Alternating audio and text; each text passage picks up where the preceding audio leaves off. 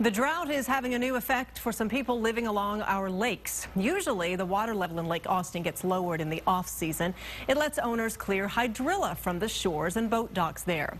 But as Ignacio Garcia reports, the LCRA recently announced that's not going to happen this year.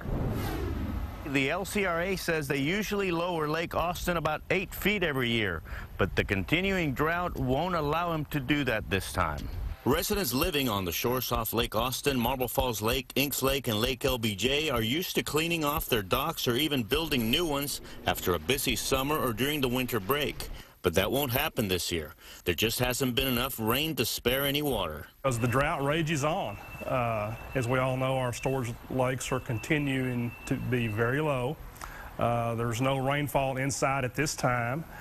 We just don't feel to be a wise use of the water. In part, this means hydrilla will continue to be a problem in some areas. Some places it's so bad that they're hindering the flow of water into Lake Austin.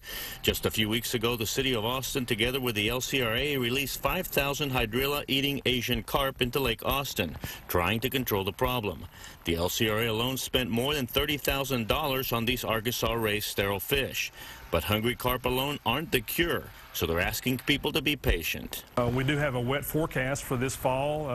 There could be some relief in sight, we hope, but until that happens, folks can just hang on for another year or so, and maybe there'll be an opportunity next year. For years, hydrilla only covered about 80 acres of Lake Austin, but it's reached an all-time high of 560 acres just last year. The LCRA says that's way too much of a nuisance to boaters and homeowners alike. The LCRA warns that swimmers can also get caught in the hydrilla, so be extra careful swimming in the area lakes.